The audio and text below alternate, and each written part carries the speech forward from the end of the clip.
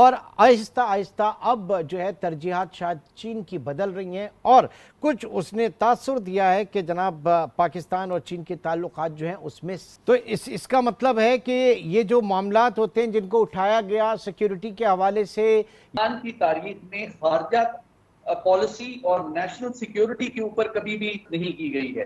तो ये एक अफसोसनाक बात है कि मखसूस सियासी जमात ने इतने हसास मामलात पे जो है सियासत करने की कोशिश की है, जिससे जो हमारे दुश्मन हैं उनको ये मौका मैसर। डिप्लोमैट लिखता है, apparently China has decided to downgrade relations with Pakistan from the highest priority to a priority in its foreign। चंद सालों के अंदर फिर चाइना को इतना खुल के, क्योंकि डिप्लोमेटिकली वो बातें सारी होती हैं लेकिन इससे खुल के कभी चीन जो है बोलता नहीं है, वो हमें नजर आ रहा है कि बोल रहा है। तो कहाँ खामी है? तो ऐसा किसी को फॉर ग्रांटेड तो लेना नहीं चाहिए, चाहे वो चीन हो या अफगानिस्तान हो, कोई भी कि ये हमारे भाइयों की तरह है जी, कि ये तो ऐसे तो नहीं होता ना, भाइयों की तरह तो होते ही हैं।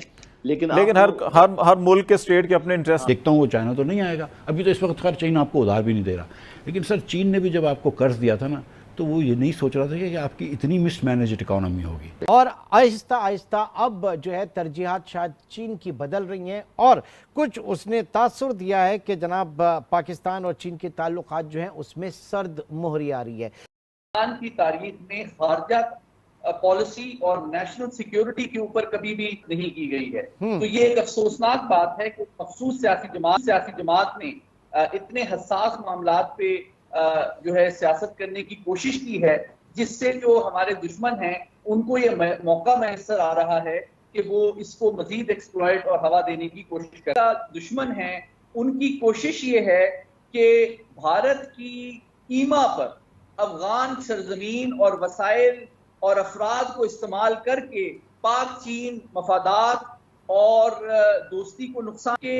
ये भी एक हकीकत है कि कुछ अफराद और ममालिक नहीं चाहते कि पाकिस्तान और चीन का माशी, समाजी और टेक्नोलॉजिकल और सनती ताउन बढ़े। तो यकीनन इस तरह के बयानिए जो हैं बैनुल-अक़वामी मीडिया में, उसका मकसद पाकिस्तान और चीन की दोस्ती और एतमाद को धक्का पहुंचाना। डिप्लोमैट लिखता है, apparently China has decided to downgrade relations with Pakistan from the highest priority to a priority in its foreign। यानी पूरी दुनिया में पाकिस्तान को हाईएस्ट पे रखता था, नंबर 1 पे रखता था प्रायोरिटी। यानी जैसे ताइवान है चाइना के लिए अटूट अंग है, ऐसे पाकिस्तान था हाईएस्ट प्रायोरिटी। अब सिर्फ कह दिया गया है कि पाकिस्तान प्रायोरिटी है, यानी अमंग अदर कंट्रीज जहां पे और ममालिक से हमारे ताल्लुकात हैं, वैसे पाकिस्तान के साथ भी अहम है। अब ये नहीं है कि पाकिस्तान के साथ सबसे ज्यादा अहम है। कमजोरी हमसे कहाँ हो गई कि बहुत मेहनत की हमने, बड़ी कुर्बानियाँ भी दी, बहुत अचीव भी किया हमने पिछले चंद सालों के अंदर। फिर चाइना को इतना खुल के, क्योंकि डिप्लोमेटिकली वो बातें सारी होती हैं लेकिन इससे खुल के कभी चीन जो है बोलता नहीं है, वो हमें नजर आ रहा है कि बोल रहा है। तो कहाँ खामी है? तो ऐसा किसी को फॉर ग्रांटेड तो लेना नहीं चाहिए, चाहे वो चीन हो या अफगानिस्तान हो, कोई भी कि ये हमारे भाइयों की तरह है जी, कि ये तो ऐसे तो नहीं होता ना, भाइयों की तरह तो होते ही हैं। लेकिन हर मुल्क के स्टेट के अपने इंटरेस्ट, और वो कभी भी नहीं चाहेंगे कि हमारा जो वेस्टर्न एरिया है कि वो स्टेबल हो, वहाँ पे अमन हो। बलूचिस्तान, केपी के अंदर, इवन सिंध के अंदर तक उनकी पेनिट्रेशन, और अभी तो क्लेम तो बहुत वो कर रहे हैं कि चाहे पंजाब में भी हमने फलां को मार दिया, ये कर दिया, वो कर दिया। तो ये जो एक बड़ा चैलेंज हमारे साथ ये होगा कि हम इस तरफ जब आ रहे हैं अपने नेबर्स के अंदर, तो इंडियन इन्फ्लुएंस जो है अफगानिस्तान में भी हमें नज़र आता है, ईरान में भी नज़र आता है और बाकी एरिया के अंदर। तो इसको हम कैसे, आप समझते हैं कि हमें बैलेंस करना चाहिए? जी, पहले तो वो जो क्रेडिट लेते हैं या कहते हैं जी हमने ये मार दिया, वो कर दिया, उस पर मैं थोड़ी सी बात जरूर करना चाहूँगा। देखिए, माना कि हिंदुस्तान एक बड़ा मुल्क है, माशी तौर पर बड़ा है, आबादी के लिहाज से बड़ा है, रकबे के लिहाज से बड़ा है, ताकत के लिहाज से बड़ा है। लेकिन इसका ये मतलब हरगिज नहीं है कि हम ये ना समझें इस बात को। हमारे, मैं अवाम और नौजवानों की बात कर रहा हूँ कि ये तो समझना चाहिए ना कि भाई वो दुश्मन है और दुश्मनी निभाएगा, हर चीज को एक्सप्लॉइट करेगा। 2 बंदे अगर वो हमारे मारते हैं तो 24 का वो क्लेम करेगा। ये जो भी ब्रिगेडियर साहब वाला मामला हुआ है, हम जानते हैं कि ना उनका इंटेलिजेंस से कोई ताल्लुक था ना कुछ, कोई अभी वो इन्वेस्टिगेशन हो ही रही है। तो 12 घंटे के अंदर अंदर उन्होंने क्लेम कर दिया कि जी हमने वो बंदा मार दिया।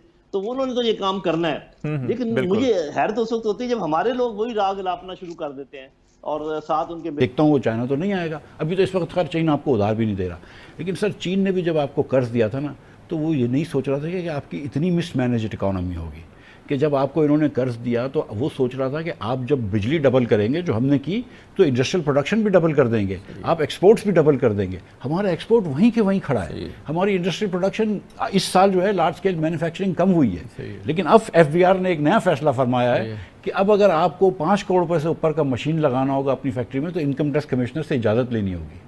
ये बजट के अंदर फैसला किया है।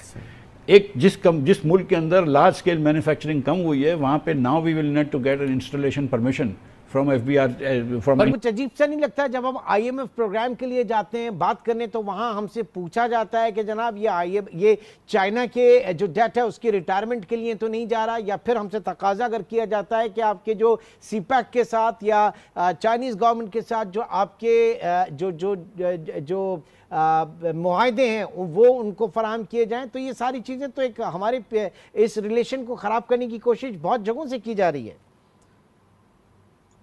देखिए, जहां तक इंटरनेशनल मॉनेटरी फंड का ताल्लुक है, अगर उसकी पाकिस्तान के हवाले से कुछ तवक्कुआत या सवालात हैं तो उसका दायरा इख्तियार और दायरा कार सिर्फ उन मंसूबों, उन असिस्टेंस प्रोग्राम, उन फैसिलिटीज तक महदूद है जो कि पाकिस्तान ने IMF से निगोशिएट किए हैं। चीनी वजीर लिऊ जिनचाओ आए हैं, उन्होंने बैठ के तो उन्होंने सिर्फ उन्होंने बिल्कुल सही कहा है कि आपके इंटरनल, उनकी स्टेटमेंट ये थी कि आपके इंटरनल इस्तेकाम, आपकी इंटरनल स्टेबिलिटी के बगैर आप तरक्की नहीं कर पाएंगे। ये जितने बैठे हुए सबको पता है, उस कमरे के अंदर जितने बैठे हुए थे उसमें से 70% जो है वो बाहर से पढ़ के आए हुए हैं।